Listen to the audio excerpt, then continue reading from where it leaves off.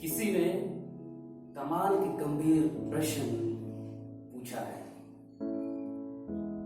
जो कुछ भी बातें बाइबल में लिखी गई है, क्या वह सब के सब ईश्वर का वचन है? मसीह मित्रों, सबों को जय मसीह की। सेंट क्लारेट संचार के अंदर राज्य से मैं फादर फ्रेडी सेवर आप सबों के सम्मुख प्रस्तुत। चलिए आज भी हम अच्छा सीखते हैं। पवित्र आत्मा से प्रेरित स्वयं ईश्वर ही पवित्र बाइबल का रचयिता है। बाइबल पढ़ते समय हमारे मन और दिमाग में विभिन्न प्रकार के प्रश्न उठ सकते हैं। उन तमाम प्रश्नों का जवाब आध्यात्मिक यात्रा के दौरान हम हल करते जाएंगे। प्रथम प्रकरण में हमने सीखा कि ईश वचन क्या है, ईश वचन की शक्ति क्या है। द्वितीय प्रकरण में हमने सीखा कि कुछ भी बातें जो बाइबल में लिखी गई है वह सब के सब ईश्वर का वचन है। और इसी के साथ तृतीय प्रकरण में हम सीखेंगे कि पवित्र आत्मा से प्रेरित स्वयं ईश्वर ही पवित्र बाइबल का रचयिता है। हमने द्वितीय प्रकरण में सुना कि पूजन पद्धति के समय हर एक पाठ के अंत में कहा जाता है यह ईश्वर की वाणी है, और हम सब जवाब में कहते हैं ईश्वर को धन्यवाद। क्या बाइबल में लिखे हर एक शब्द परमेश्वर का वचन है? क्या आपने कभी सोचा है इस गंभीर प्रश्न हमारे मन में कैसे आता है? हम ऐसे क्यों सोचते हैं? यह एक गंभीर प्रश्न है जिसे हम लोग स्वयं या तो खुद से पूछ सकते हैं। मानव जाति के लिए बाइबल परमेश्वर का रहस्य उद्घाटन का कहानी का एक बहुत बड़ा रिकॉर्ड है।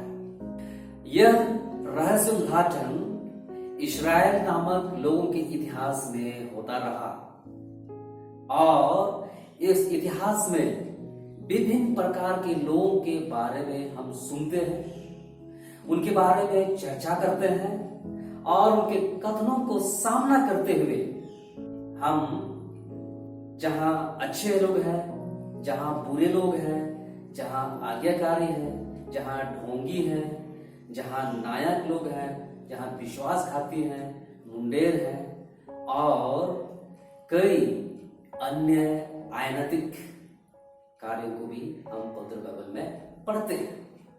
साथ ही साथ बाइबल में हम पाते हैं कई तरह के साजिशों को, कई तरह के संघर्षों को और तनाव को भी। इस तरह से साजिशों, संघर्षों और तनाव को देखते हुए हमारे मन में प्रश्न उठता है, क्या इन परमेश्वर का वचन को हम सही मायने में परमेश्वर वचन कह सकते हैं या नहीं? हमारे समाज में मौजूद सभी प्रकार की बुराइयों और अन्य अनैतिक कार्यों को हम बाइबल की कहानियों में हम देखते हैं, हम पढ़ते हैं और हम सुनते हैं, और फिर भी हम विश्वास करते हैं, और विश्वास करते हुए जोर शोर से घोषणा करते हैं कि बाइबल में जो कुछ भी लिखा हुआ है वह परमेश्वर का वचन है। हम इन तमाम सवालों का जवाब सिर्फ बाइबल में दर्ज जवाबों के द्वारा ही करने की कोशिश करेंगे। जैसा कि मेरा मानना है कि पवित्र शास्त्र स्वयं सभी प्रश्नों का उत्तर दे सकता है, और वही पवित्र शास्त्र हम सबों को आगे की ओर ले चलता है, और वही पवित्र शास्त्र हम सबों को हमारे जीवन में ऊपर उठाता है। बाइबल में ही कई आंतरिक सबूत हम पाते हैं जो हमें सच्चाई को समझाने में और सच्चाई को समझने में मदद कर सकता है। सर्वप्रथम, भले ही बाइबल के आख्यानों में कई चरित्र हैं, लेकिन परमात्मा ही हमारा परम चरित्र है। बाइबल में परमेश्वर ही शुभ नायक है और परमात्मा ही बाइबल की कहानियों में स्पष्ट रूप से मौजूद है और वह यही है जो बाइबल में निहित शब्दों से संबंध और सुसंगतता देता है। और यह सच है कि पुराने नियम के कुछ अंश जब हम पढ़ते हैं हमें ऐसा तो सुखद नहीं लगेगा, उतना अच्छा नहीं लगेगा, लेकिन ईश्वर हर जगह मौजूद है, ईश्वर हर चीज में मौजूद है और वह अपनी योजना को पूरा करने के लिए हर चीज का, हर वस्तु का, हर जगह का, हर लोग का और हर एक स्थिति का इस्तेमाल किया करते हैं। यूसुफ सांत्वना के शब्दों से अपने भाइयों को यह कहते हैं जिन्होंने उन्हें मिदियानी व्यापारियों के हाथों में बेच दिया था, किंतु ईश्वर ने तुम्हारे पहले ही मुझे भेज दिया है, जिससे देश में तुम्हारे लिए अन्न का सुरक्षित रहे और बहुत से लोगों के प्राण भी बच जाए। उत्पत्ति ग्रंथ 45:7।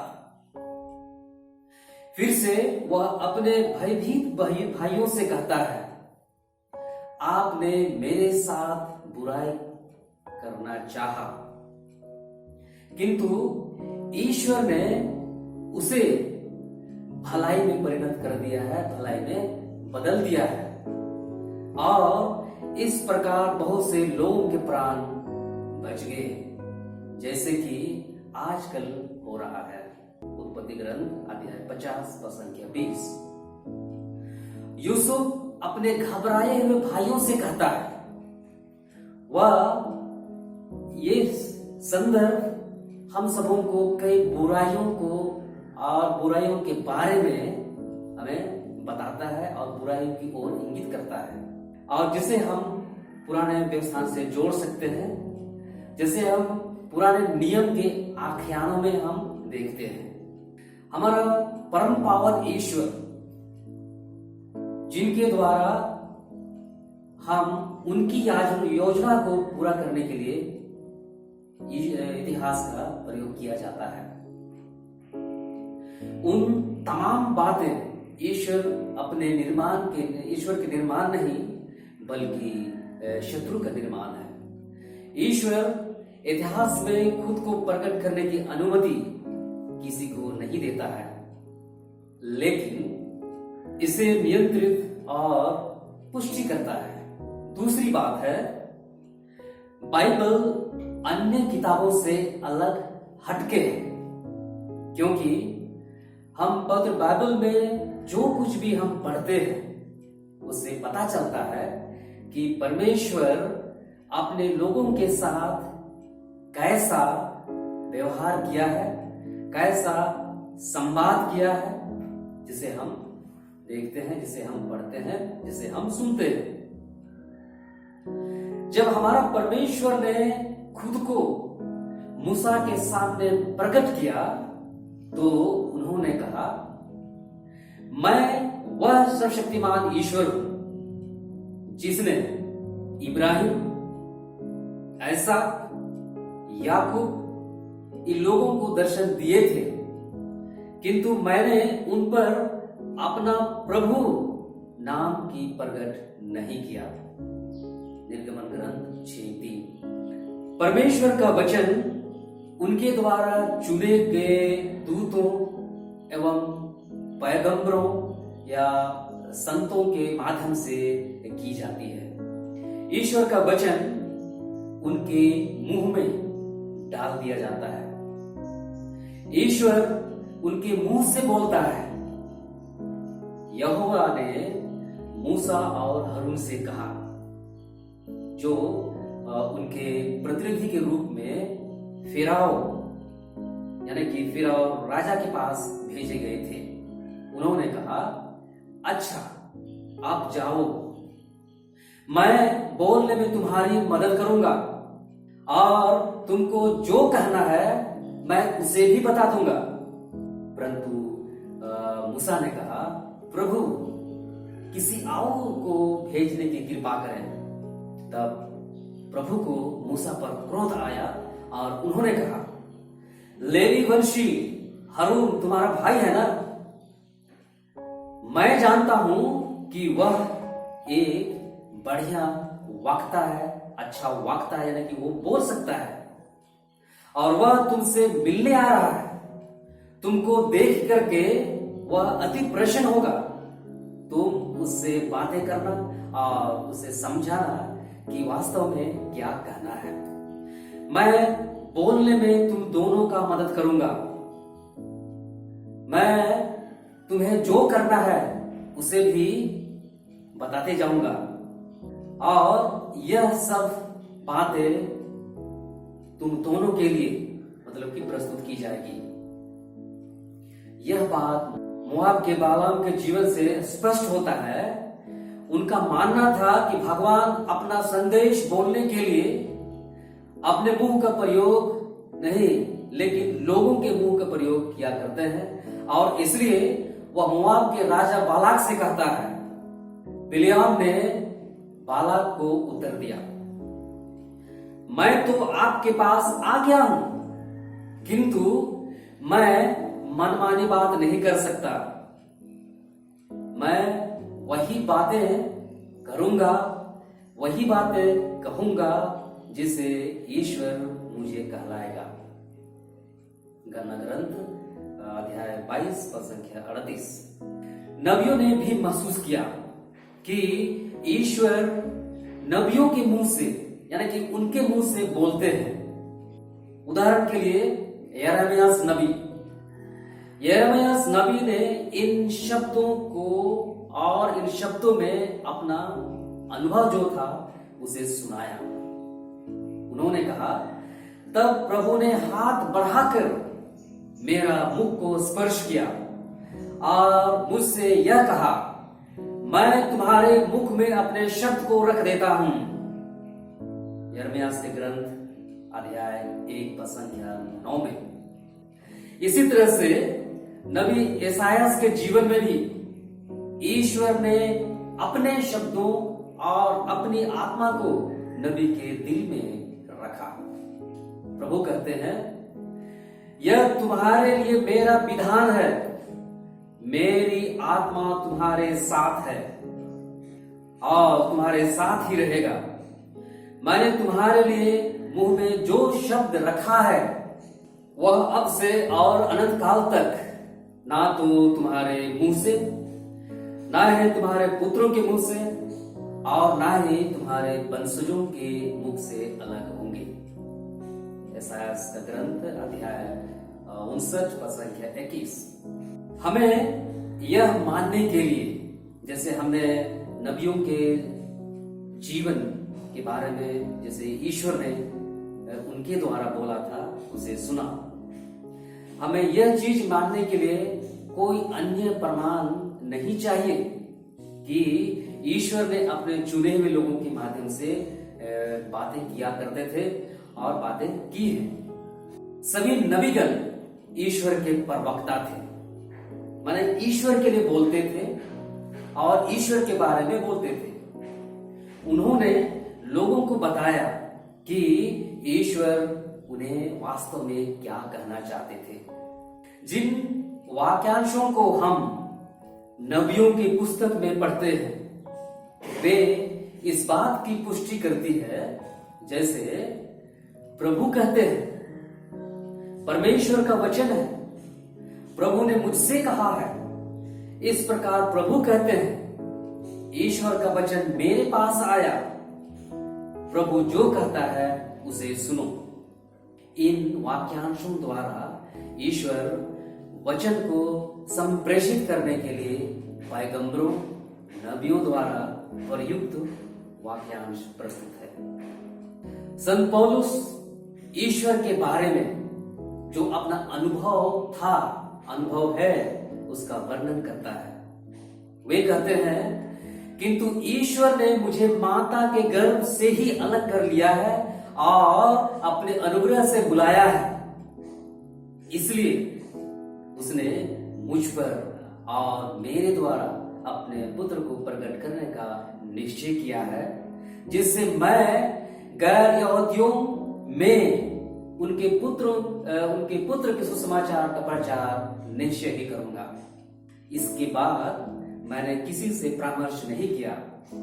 गलातियों का पत्र अध्याय 1 वचन के 15-16 में हम देखते हैं। बाइबल की पुस्तकों में हम देखते हैं कई जगहों पर परमेश्वर खुद नबियों और उनके प्रतिनिधियों से यह लिखने के लिए कहता है कि उन्होंने उनसे क्या बात कही है। सीनाई पर्वत पर प्रतिज्ञा पत्र की स्थापना से पहले परमेश्वर ने मूसा के माध्यम से लोगों को अपनी आज्ञाओं और विधियों को बताया और फिर कहा, इस पर प्रभु ने मूसा से कहा, इस घटना की स्मृति बनाए रखने के लिए ग्रंथ में लिखो और यहोशुआ को सुनाओ।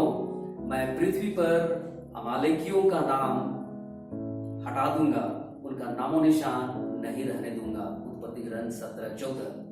प्रतिज्ञा पत्र के समय मूसा ने प्रभु के सब आदेश को पट्टी पे लिख दिया और दूसरे दिन भोर को उन्होंने पर्वत के नीचे एक वेदी बनाई और इस्राएल के 12 वंशों के लिए 12 खड़ी खड़ा कर दिए। निर्गमन ग्रंथ 24:4। आज्ञाएं और कानून केवल वर्तमान समय के लिए ही नहीं बल्कि भविष्य के लिए भी है, और इसलिए ईश्वर उन सब कुछ लिखने के लिए और वे सब कुछ लिखते हैं। प्रतिज्ञा देश में प्रवेश करने के बाद यहोशुआ ने शेकेम में इस्राएल के लोगों के साथ की गई प्रतिज्ञा को नया करता है, नवीनीकृत करता है, और फिर उन्होंने इस्राएल के लोगों से जो कुछ कहा उसे लिख डालता है। इसके बाद उन्होंने उन बातों को प्रभु की संहिता के ग्रंथ में लिख दिया। उन्होंने बलूत के नीचे प्रभु के मंदिर में एक बड़ा पत्थर खड़ा कर दिया। यहोशुआ ग्रंथ अध्याय 24-26। हम पवित्र बाइबल में पढ़ते हैं, ईश्वर उनके पैगंबरों को अपने वचन लिखने के लिए कहते हैं, तुम जाकर यह संदेश उनके सामने एक तख्ती पर लिख दो, यह भविष्य में उनके लिए चिरस्थायी साक्ष्य होगा। यशायाह नबी ग्रंथ 30:8। क्योंकि वह समय आ रहा है जब मैं अपनी प्रजा इस्राएल और यहूदा का भाग्य बदल दूंगा, प्रभु कहता है, और उसे उस देश में वापस ले आऊंगा जिसे मैंने उनके पुरखों को दिया था और उन्हें अपने अधिकार कर लेगी। इस प्रकार इस्राएल का ईश्वर कहते हैं, एक किताब में उन तमाम शब्दों को लिखें जो मैंने आप लोगों से की है। यिर्मयाह नबी ग्रंथ अध्याय 30:3। प्रभु ने उत्तर में मुझसे यह कहा, जो दृश्य तुम देखने वाले हो उसे स्पष्ट रूप से पट्टियों पर लिख डालो, जिससे सब के सब सुगमता पूर्वक पढ़ सके। हबाकुक के ग्रंथ अध्याय 2:2। इसलिए तुमने जो कुछ देखा है, जो अभी है और जो बाद में होने वाला है, वह सब कुछ लिख डालो। प्रकाशना ग्रंथ अध्याय 1:19। इन तमाम उदाहरणों से हम यह मान सकते हैं या तो कह सकते हैं कि कई वचनों और घटनाओं को परमेश्वर ने स्वयं लिखने के लिए कहा था और लिखने के लिए नामित व्यक्तियों को आज्ञाकारी रूप से तो वही क्या करते थे जो परमेश्वर ने उन्हें करने की आज्ञा दी थी।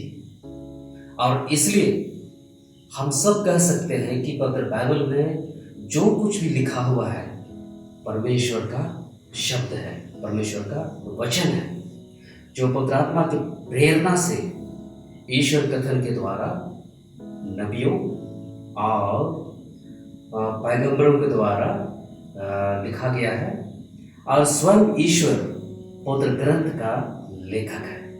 आज हम यही अंत करते हैं, इसलिए आइए अगले एपिसोड में हम कुछ अच्छा सीखेंगे, अच्छा सुनेंगे कि हम पवित्र बाइबल की पढ़ाई कैसे करेंगे, पवित्र बाइबल को हम कैसे पढ़ेंगे और इसे जानने एवं सीखने के लिए वह बाइबल शिक्षण एवं अध्ययन करने के लिए हम क्लैरिशन कम्युनिकेशन के YouTube चैनल को हम सब्सक्राइब करना कभी ना भूलें। संचार से माय फादर फ्रेडी सेवर, आइए हम अच्छा सीखें।